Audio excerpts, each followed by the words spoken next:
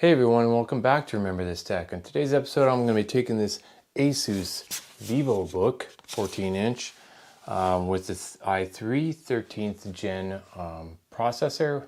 It's a 1350U with 2 performance cores and 4 efficiency cores, and has 8 gig of RAM. And I've upgraded the NVMe drive, but today I'm going to try to play or see if it can play any games. We're going to start off at 720p, and if that's even possible, maybe we'll edge up to 1080p in a couple games. Now, these may not be the newest and latest and greatest games because, well, we don't have the system RAM to accommodate that. Since it has 64 EUs for the onboard iGPU, well, I'm not expecting too much from this. Now, this does have a free DDR4 RAM slot, but note I couldn't get either of my 2 DDR4 3200 megahertz sticks to work in it. I just got black screen and wouldn't boot, so we're going to just see if it will play any games in 2025, and if you might be able to get by with a few titles on this entry-level Asus VivoBook 14-inch model. So without further ado, let's get right into the benchmarking, see what we can and can't play, shall we? Come on, let's go!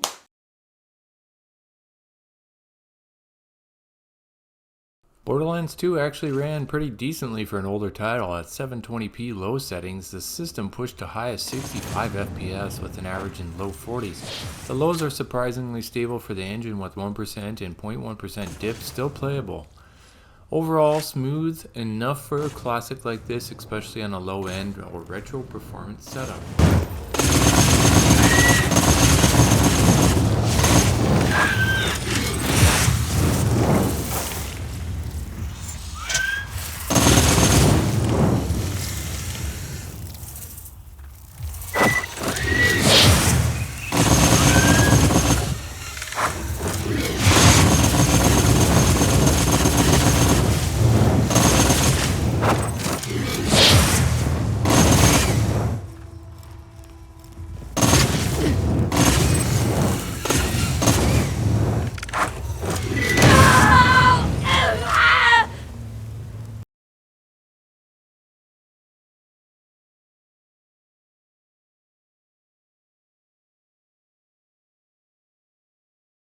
At 1080p low, Borderlands 2 is still very playable. We're seeing highs in the mid-30s and even an average of just above 21 FPS. This is definitely more of a budget-friendly experience, but even with the low numbers, the game still feels responsive thanks to its art style and pacing. Great result for a lightweight or older hardware scenario.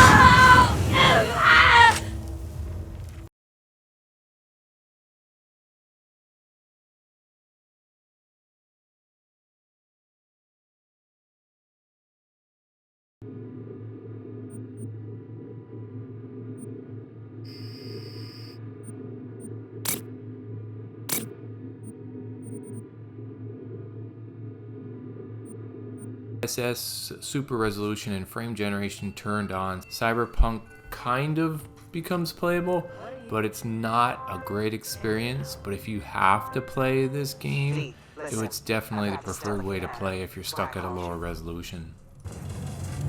The number of cyber-psycho attacks in the city is on the rise. Now, that's probably not news to you, but this issue matters to me for a few reasons. There are people who say cyberpsychosis can be treated. Right. And I know exactly how that sounds, but I believe even an unproven therapy is still better than a bullet to the brain. If I get a tip about a possible attack, I'll give you a call. Maybe you can investigate before Max Tack hits the scene. But remember, you're not there to execute anybody.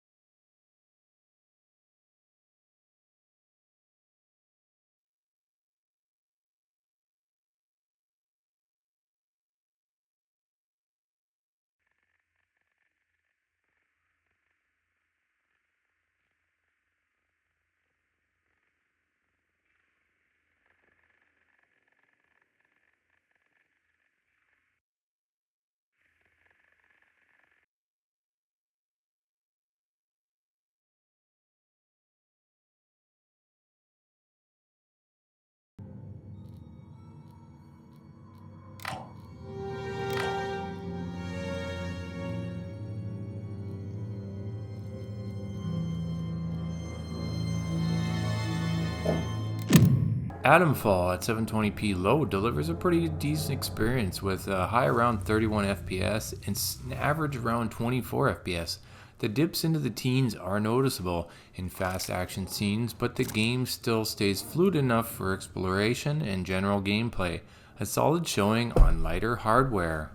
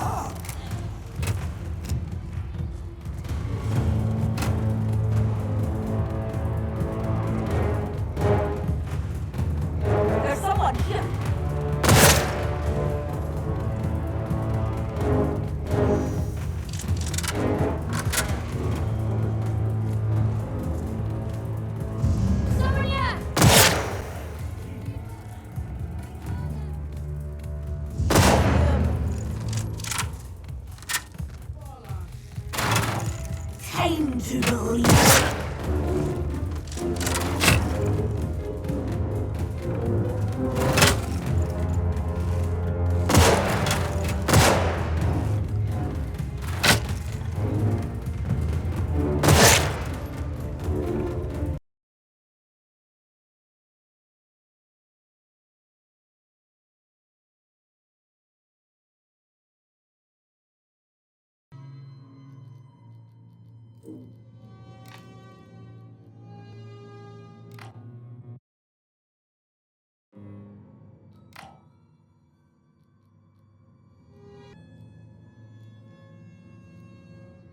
At 1080p low, Atomfall becomes noticeably heavier. The highs drop into the mid-20s with averages around 17 FPS. Lows sit in that single digit and to low teens range, so you'll definitely feel some choppiness. Still, it's kind of playable for benchmarking purposes and gives a good look at how the game scales from 720p to 1080p.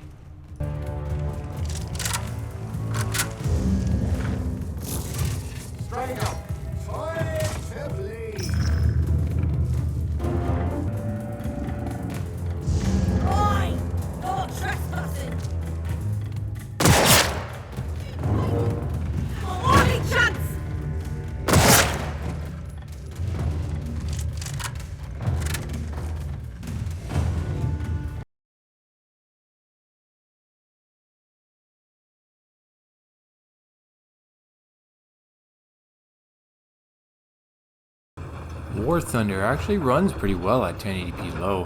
The game hit a high around 30 FPS with an average of 24. The lows do dip into the teens with even single digits in worst case scenarios, but in actual matches the gameplay stays surprisingly smooth thanks to the engine's good optimization. Definitely playable.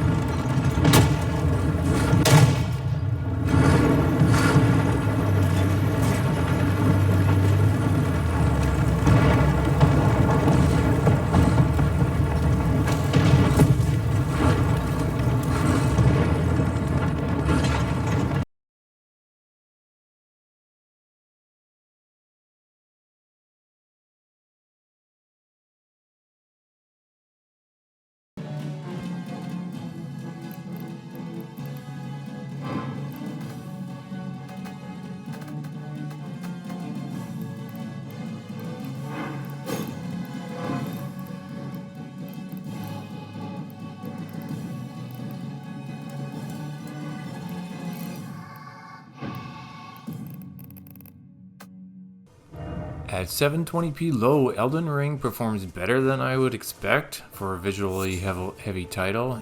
The highs hit in the mid-20s with averages just above 21 FPS, and the lows do drop, especially during open world traversal, but it's still playable and responsive enough for a story-focused or experimental low-spec run. Not ideal, but not terrible either.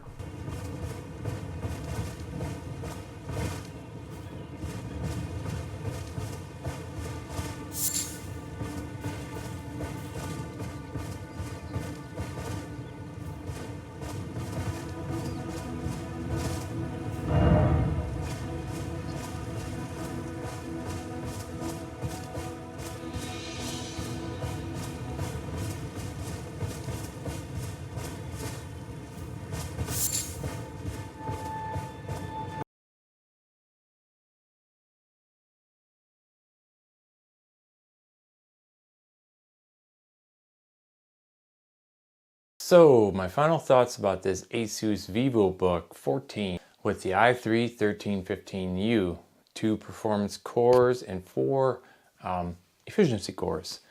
Now, I had no problem going ahead and upgrading the NVMe, but I might just have a problem with this model because I couldn't upgrade the RAM. There's an open slot, but I'm not sure what's going on. So I tested the games today with the stock 8 gig of RAM.